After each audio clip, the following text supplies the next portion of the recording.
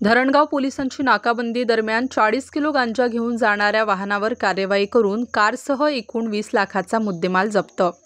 दिनांक 9 ऑगस्ट 2025 रोजी धरणगाव पोलीस स्टेशनचे पोलीस अंमलदार police head constable 526 Sudhir Ananda Chaudhari, police head constable Satyawan Baburao Pawar, police constable 176 Kishor Devidas Bhui, home guard Nikhil Chaudhari असे धरणगाव शहरातील अमळनेर चौफुली येथे चोपडा रोडकडून एक मारुती सुझुकी कंपनीची स्विफ्ट डिझायर कार येताना दिसल्याने त्यांनी तिला थांबवण्याचा इशारा केला असता त्यावरील चालक याने कार न थांबविता जोरात धरणगाव शहरात चालवून घेऊन गेला। त्यानंतर police head constable 526 Sudhir Chaudhari व पोलीस कॉन्स्टेबल 76 किशोरभाई यांनी सदर वाहनाचा पाठलाग केला असता सदर वाहन चालक याने त्याच्या ताब्यातील कार धरणगाव शहरातील HDFC बँकेच्या समोरून वळवून पुन्हा पारोळा नाका परिसरातून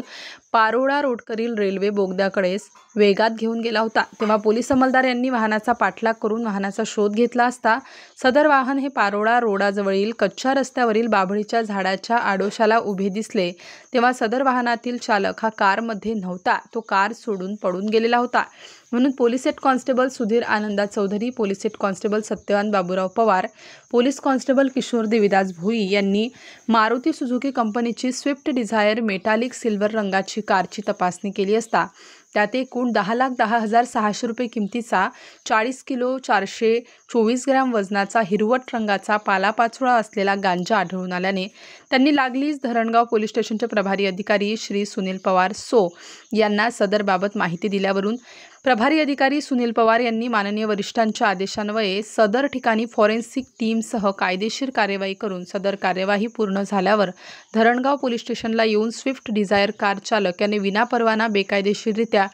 सुका हिरवट रंगाचा 40 किलो 424 ग्रॅम वजनाचा 10,10,600 रुपये किमतीचा गांजा विक्री करण्यासाठी कार क्रमांक MH01 DP 0252 मध्ये बाळगून तिची वाहतूक करताना मिळून आला म्हणून पोलीस कॉन्स्टेबल किशोर देवीदास भुई यांनी दिलेल्या तक्रारीवरून मारुती सुझुकी कंपनीची स्विफ्ट डिझायर मेटालिक सिल्वर रंगाची कार क्रमांक MH01 DP 0252 वरील चालक याच्या विरुद्ध धरणगाव पोलीस स्टेशनला NDPS ॲक्ट प्रमाणे गुन्हा नोंद करण्यात येऊन कारसह एकूण 20,10,600 रुपये किमतीचा मुद्देमाल जप्त करण्यात आला आहे। स्टार न्यूजसाठी महेश पाटील, जळगाव।